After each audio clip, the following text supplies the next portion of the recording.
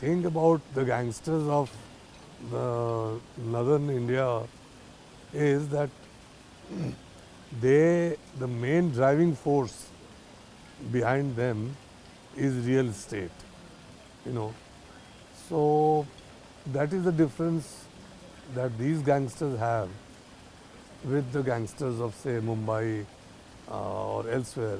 Mumbai, the main disputes used to be smuggling, smuggling of silver, smuggling of gold. Uh, then came extortion, real estate, Bollywood, and what have you.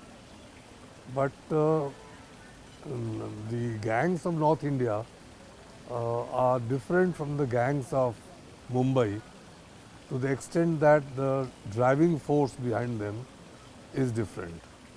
As I said, that any organized crime, for it to flourish, there has got to be the existence of an illicit demand, you know, illicit demand and illicit supply.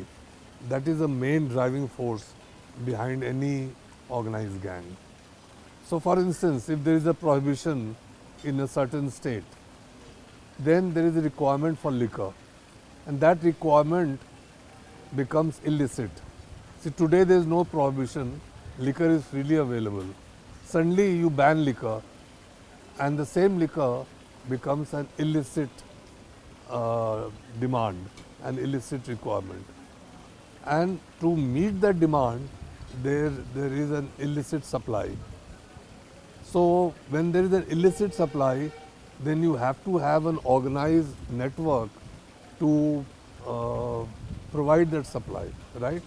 You need a source, you need transporters, you need couriers, you need warehouses where you keep them, you need illicit retailers, and so on and so forth.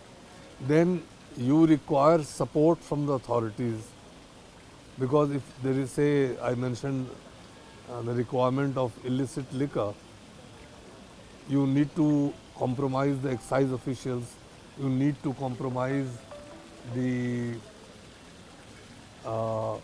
you need to compromise the police, you need connections in the judiciary, and so on and so forth. So they are the what are called the support element of any organized criminal gang. So first of all, for any organized criminal gang to operate, you require an illicit demand. Then you require an illicit supply. Then you require an illicit network.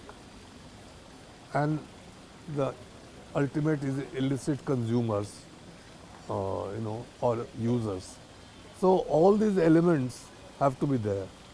Now what happens is, as soon as that the nature of the illicit demand changes, the complexion of the crime changes completely.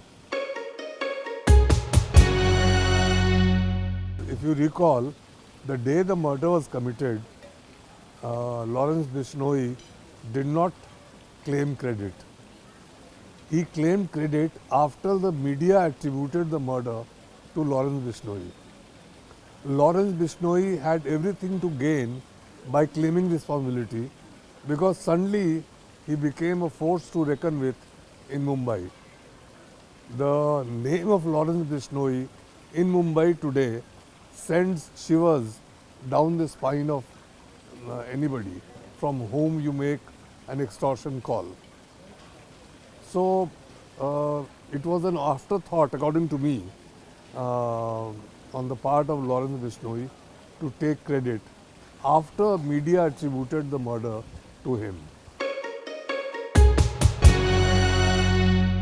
Lawrence Bishnoi, all said and done, is a danger. He is a danger to society because he is a ruthless man.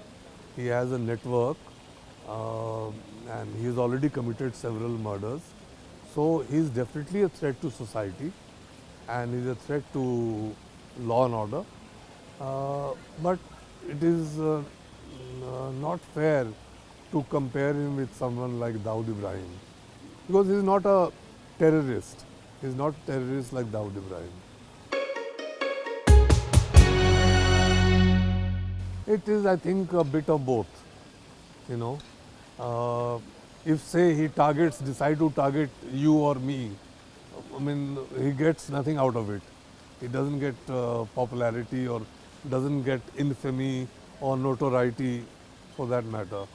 But if he is threatening someone like a celebrity like Salman Khan, then immediately the media attention is on him.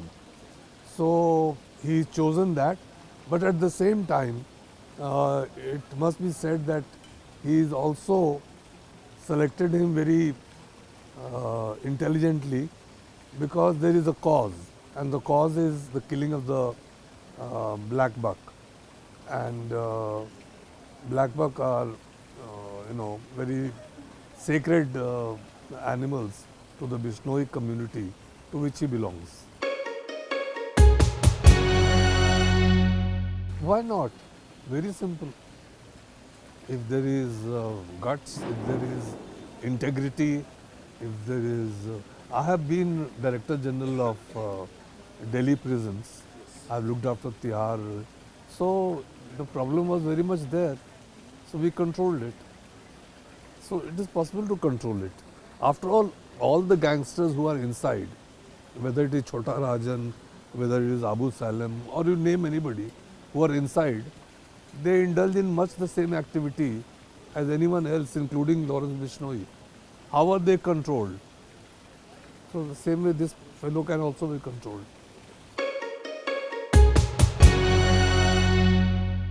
He would like to, any criminal would like to spread his wings all over the country, if not internationally.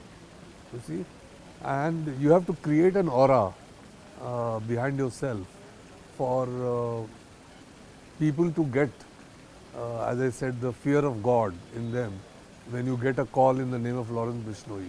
In fact, a large number of calls are made by people who are not connected with Lawrence Bishnoi. They get their extortion money just by using his name. For Mumbai, the Mumbai gang lords are still calling the shots, which we don't come to hear. And even this killing of Baba Siddiqui, to the best of my knowledge, was a local affair by local gangs, and Lawrence Bishnoi's name was unnecessarily kind of thrown up by the media, on which he capitalized. But it is, I don't think the North Indian gangs, are deliberately trying to expand their footprint. They would like to expand their footprints across the world, for all you know. After all, Lawrence Bishnoi's brother is in US. Some of his members are based in Canada and US. So that is part of the game. No, that is one stray incident, and I don't know how it happened, but it is unheard of. And it is deplorable, despicable, and people should be taken to task, and I think already they are being taken to task.